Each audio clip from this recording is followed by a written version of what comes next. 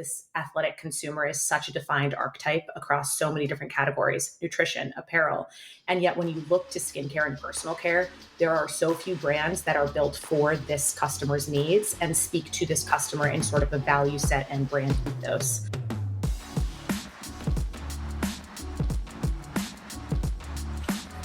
Welcome back to the Fitt Insider Podcast. I'm your host, Joe Veneri. Today I'm joined by Julia Nimocks, co-founder and CEO of Freaks of Nature. In this episode, we talk about building a performance skincare brand for outdoor athletes. Plus, we discuss launching the company with Kelly Slater, innovating with microbiome-driven products, and the plan to scale thoughtful, technical skincare for the long run. Let's get into it. The Fitt Insider Podcast is presented by EGYM. EGYM's smart fitness ecosystem is transforming healthcare through exercise. Combining strength equipment with AI-powered software and corporate wellness platform WellPass, it's leading the shift to proactive preventative health. Learn more about EGYM's intelligent workout solutions at egym.com. Hey, Julia, welcome to Fitt Insider. Thanks for joining us. Thanks for having me. Excited to be here. Yeah, let's kick it off with a quick intro about you and Freaks of Nature, and then we'll dive in. So Freaks of Nature is a skin health brand founded by myself, Kelly Slater, and we are skincare for the outdoor athlete. My background is really an early stage consumer. So I've spent many years being in sort of an entrepreneurial background. Very formatively, I was at Billie, the women's razor company.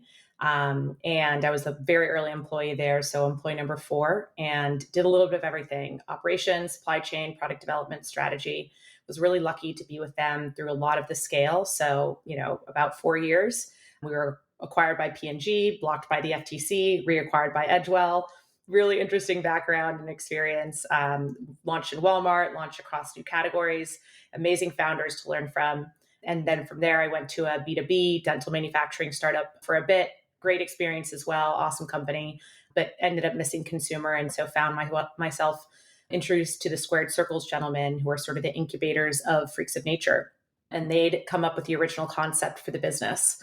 They had really identified this opportunity to build a brand in the athletic space and, build for this athletic customer, but build a product that really leveraged science and very natural ingredients. And so they came up with the concept. They brought on Kelly Slater and looked for a CEO. And that's when I sort of met the gentleman. It's always super interesting to me, someone that has kind of the experience, as you mentioned, being at Billie, going through the scale, going through the kind of acquisition, going through the expansion, and then having the opportunity to maybe to step back and say, like, really, what do I want to do next? Both where that intersects with your passions, that part definitely makes sense, but then also the opportunities, right? I'm sure at that time when you're getting started, and even now, it's like there's no shortage of things that maybe appeal to you, trends that maybe you're following, or opportunities that maybe, cross your path. Why was this kind of the right thing at the right time? And you really saw, like, how were you thinking of this opportunity, even separate from maybe what Squared Circle had already brought to the table, and then kind of inspired and encouraged you to dive in? I'm an operator at heart. I love building things. I love bringing teams together, solving hard problems. And so that's consistently the role and the job that I find myself in. And being a sort of entrepreneur at heart and a builder at heart, obviously there's a ton of risk involved in what you're doing if you're really building something from scratch. And so for me, meeting the Squared Circles team, being really excited about the opportunity, I think it was also the fact that I was building with a team, right? So it was how can I enter into this more high risk, high reward opportunity, but really feel as though I have a team around me. And that's what the Squared Circles team really offers me.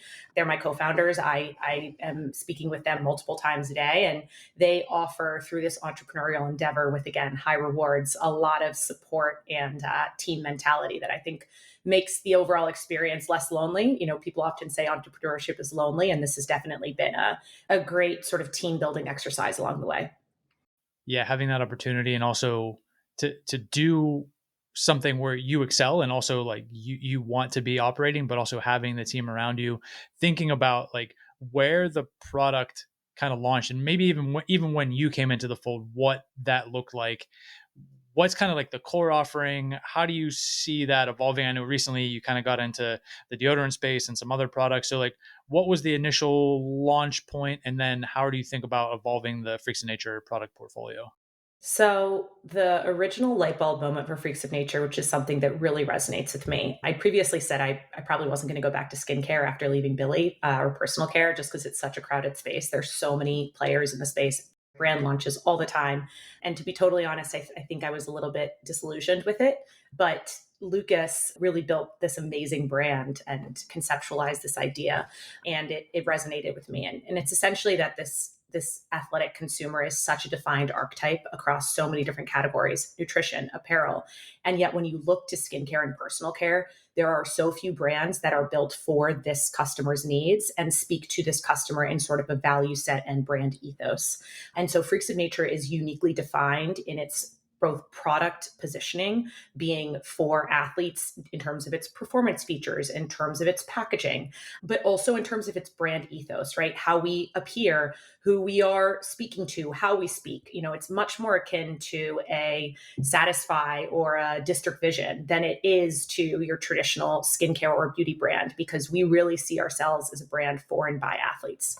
And so when I first joined, they had previously developed they brought on, the amazing Dr. Elsie Youngman, who is a microbiome PhD that is very central to what we're doing. We really believe that the microbiome is the key to a healthy, stronger skin barrier. We like to talk macroly about skin health. Everyone is hyper focused on longevity, but really isn't necessarily thinking about how their skin fits into that overall equation. The number one thing you can do to both surf longer, right? And, for both the minutes in the ocean, but also the years that you're surfing, is to protect your skin. And so, how are we building a product portfolio that really is centralized around that skin health and that skin longevity? And so Dr. Elsie Youngman has been an incredible advisor for us in really building a product portfolio that has the microbiome at the sort of center of everything that we're doing. And so Sunscreen, which is obviously key to spending a lot of time outside as an athlete, is very antimicrobial. So a lot of mineral sunscreens, zinc, very antimicrobial. And so we wanted to create formulations that were really like luxurious and quite sophisticated to use and to feel, and of course performed at the maximum, but also were actually enjoyable to use. And then we also launched with a moisturizing serum, and that's just really the core of, I almost call it like the fertilizer for your skin. It really keeps your skin hydrated and repaired after a long day in whatever athletic endeavor that you're doing. So that was sort of the core set that we launched with, and that's what we had in market for our first basically year. And so much of my background is in product development. I absolutely love the innovation side of brand building. We actually formulate all of our products with an in-house chemist. She works out of basically guest bedroom in her home, where she has a lab that we are sort of doing the tinkering with. We're very, very involved in the development of our products. We are very selective over the ingredients that we use. We are very selective over the ways in which those ingredients are working together and the levels that they're developed in. And that really is so that we can ensure that they have the most efficacious, impact, but also because we are very thoughtful about what we put in and on our bodies, our customers' bodies. Kelly is notoriously very thoughtful about what he puts in and on his body as an athlete, and that's something that really is integral to our brand. So even our deodorant, for instance, we launched our deodorant in October, and we were super focused on bringing something new and innovative to market. So this is actually a lotion, much differently than your traditional sort of sodium bicarbonate sticks. It's a lotion. And we were really excited about this sort of new kind of format because it actually allows like a greater adhesion to your body. So you're actually putting more formula underneath your arm. And then we're also able to include a lot of really interesting ingredients like Sonoter and Smartec that are doing a lot of work at balancing your microbiome underneath your arm to actually reduce that odor. And so overall, we're really pleased with this formula, but it's just very different than the other types of products that you'll see in market. When you think of taking that brand and then translating it into the athletic and outdoor space, where it's like, yes, it has to look good, right? And it has to kind of appeal and stand out in that way. But ultimately, like athletes, all I really care about is, does it work? And is it doing the thing that I needed to do when I needed to do it most? And you talked about the formulations and the different kind of tech that's going into it. from the brand and ads to getting this on people's body, it's like, how do you bridge that gap to say like this works, then they try it and then maybe they become consumers, but like actually getting the uptake, yeah, is a challenge. Like how did you approach that actually once the product was in market? Yeah, I mean, I think another way of asking the question you're asking is, what resonated most with customers to actually get them to try the product. And I think for us, the thing that really resonated with people is speaking to the thoughtfulness in our formulation and, vis-a-vis clean, right? So we have found that our customer really cares about the thoughtfulness of what we're putting in our products, and ensuring that they both align from a mineral sunscreen standpoint, which all of our formulations currently are for both human safety data, but also because of environmental safety data. So really, the aligned value set is what's resonated. And then in terms of like working, it's so interesting because the claims that you can make on sunscreen are really regulated. It's an FDA regulated product. So we can't go out and test our sunscreen for, 5 hours, for instance, in water. That's not a test that exists under the FDA. It is 40 minutes or 80 minutes. You'll see that on every single sunscreen pack out there. You can pick one of those two. But it's interesting because so much of the sort of positive feedback we get from our customers is that this is a product that doesn't drip into my eyes when I'm running. This is a product that sticks with me longer in the ocean than other products. And so really it's, in that development process, putting these formulas to the test in your athletic environment, right? Such that we can really know that the customer is going to have a positive experience if they're, running an ultramarathon or if they're hiking, a crazy mountain. How do we ensure that this is actually going to withstand those types of really high endurance sport? That's the goal in all of the development, is really putting it to the test along the way. What's been the most effective way to kind of like message that? Because what we're talking about in a way is like, yes, branding and marketing, but also like customer education to actually articulate like this is what happens. And you can go the route of being kind of super scientific and explaining the microbiome and why it works and what's happening, or all the different ingredients and the formulations, or really this fact, like you said, it is simple as like it doesn't get in your eyes when you're doing the thing that you want to be doing. Have you found, or what has been the most effective ways of like communicating that and what's resonating with people? Yeah, there's, the two ways I look at it are one sort of a larger brand halo, and then the other is more of a direct response. In the larger brand halo, it's really through building through credibility with athletes like Kelly, right? Kelly does his stamp of approval on this product does so much to, you know, like persuade and excite people to try the product. And so a lot of what we're thinking about in this coming year is how do we build those relationships, right? And how are we bringing on into sort of our team more of the type of athlete like Kelly who, really is transcendent, right? Kelly is like a cultural icon. He's not just 11-time WSL champion, right? He really is someone that transcends. And so how are we bringing people into the fold, other athletes who we can really, continue to educate new customers like with.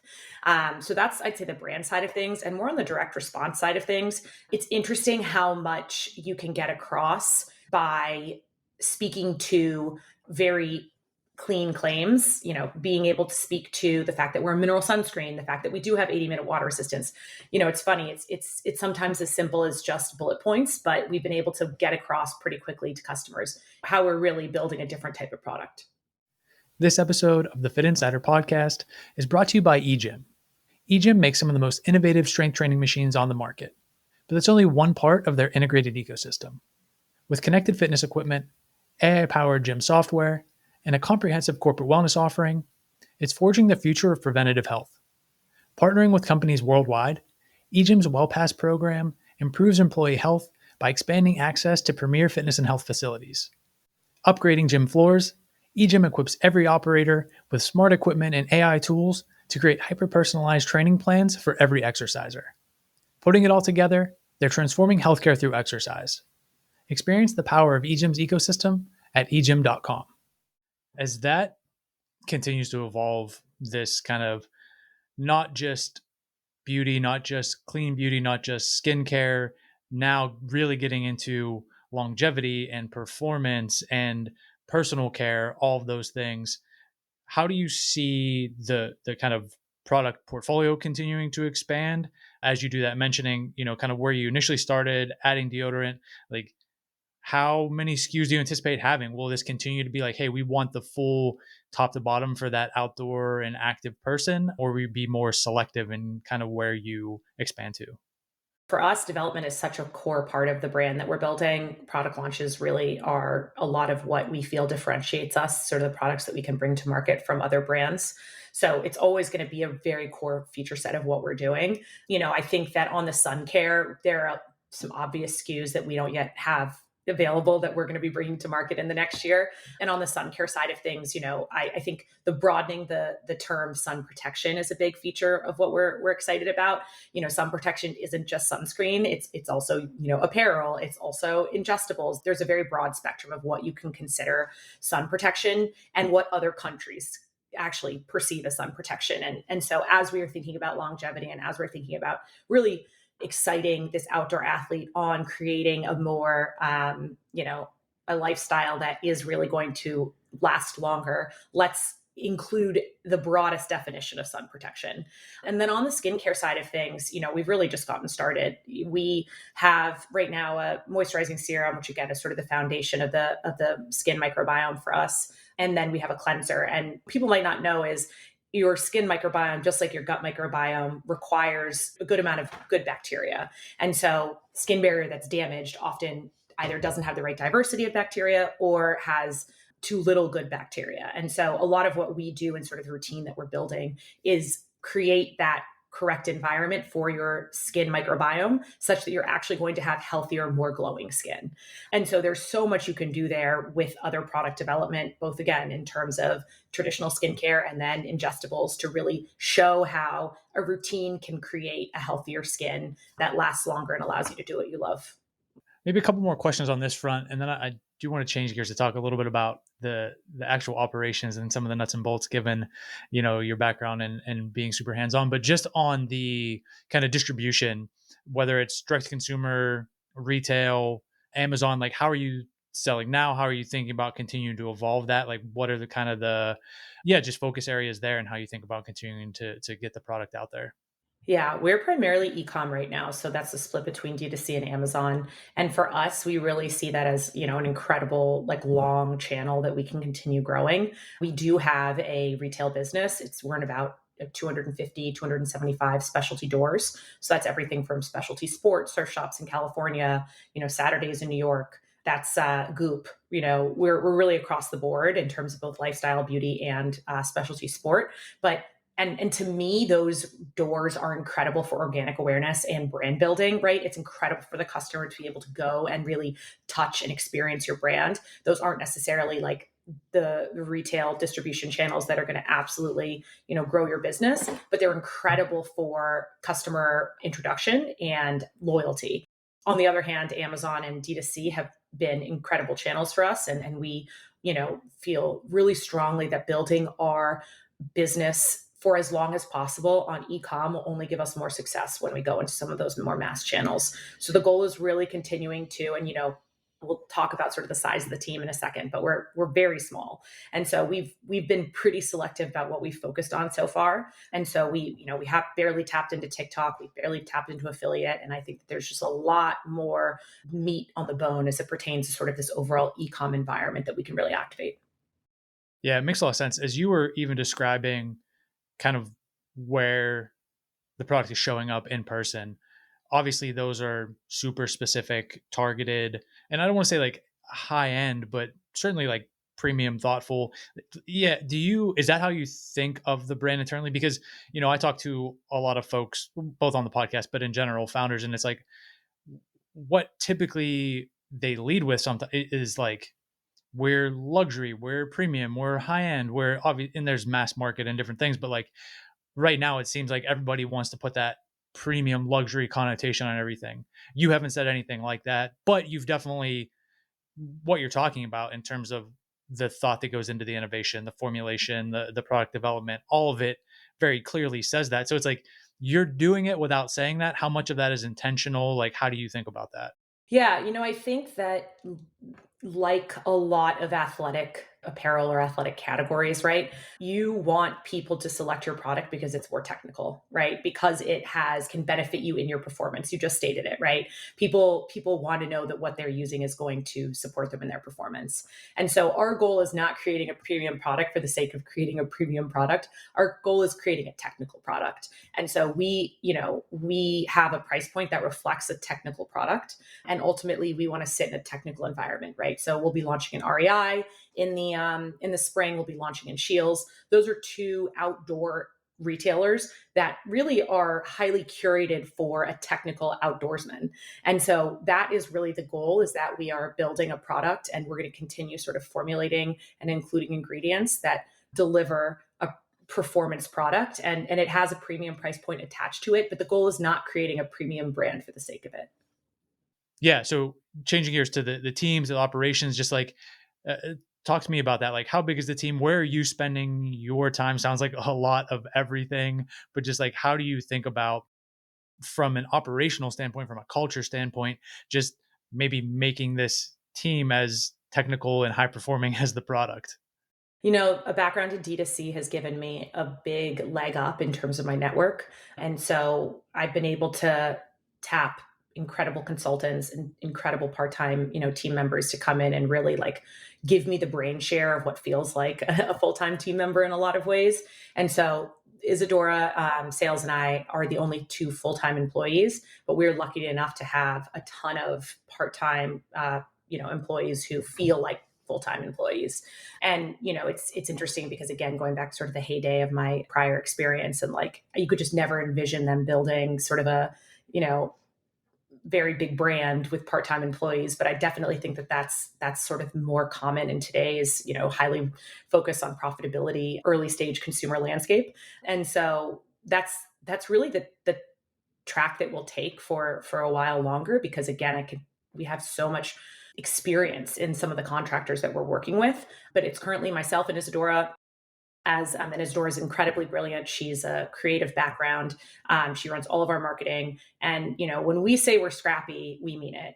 If you go back and look at our cleanser shoot that we did, Isadora shot that at her house with her partner, who is an incredible photographer, for a very nominal budget. And it looks as good as some of these campaigns that we're hearing costs around $200,000. And so, I think by attracting people who've previously been in early stage, the benefit there is that you have people who are excited about being scrappy, and you can accomplish a lot more than I think big brands will allow you to think when you're just forced to be creative with some smaller budgets. I've started to think a lot about the revenue per employee or profit per employee. It's like that's way more interesting to me than having hundreds of employees. One of the things is, how do you incentivize people to then want to be a part of it? When you talk about contractors or part-time employees, it's, in this case, it feels to me from the outside, just talking to you, it's like being kind of like super focused and efficient, scrappy and getting things done, like building something they believe in and care about with people that they enjoy, like all those things.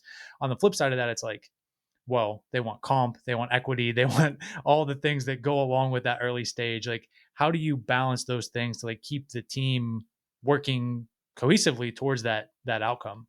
In terms of the contractors, like I'll say all the contractors that I work with, it's just not their first rodeo, like at least at this point in their life, they are making their living off of being a contractor. So it is not necessarily, if I'm paying them and we've agreed to comp, it's not necessarily my, job to incentivize them, because the incentive is the comp. And so as much as they're full-time team members, right, the incentive structure, it's not as sort of, I think, it's not as difficult to figure out as I think an internal team can, when people have different amounts of equity, right? And there's like more of a almost internal dynamics that can sometimes create friction. But thus far, really what has incentivized everyone, we're 18 months old. We're a very young brand. And so for us, I think that we have been able to feed off of the excitement and the momentum of the fact that we've been able to build so fast, so early on. And the big feature that I want to offer everyone that I work with is, a lot of responsibility and a lot of freedom, a lot of, you know, I aim not to micromanage. I really aim for things to be collaborative.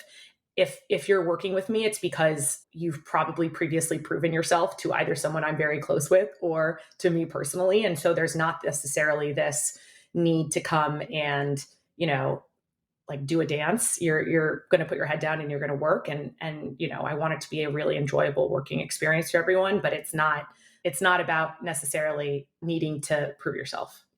It's one of those things that can be challenging to articulate when it's like, what does autonomy or freedom or getting to actually like kind of have a seat at the table at a company when things are getting done, and really like the feeling of momentum is something I think a lot of can get kind of lost in the shuffle of startups and company building. It's like, but when you have it and people feel it, and it's like the thing that you're talking about is you're spending more, it's like out in the world faster than you can even like realize those things. It's oftentimes when I find myself in conversations about like hiring and recruiting, it's like just come and like kind of experience it, and you'll want to be a part of it.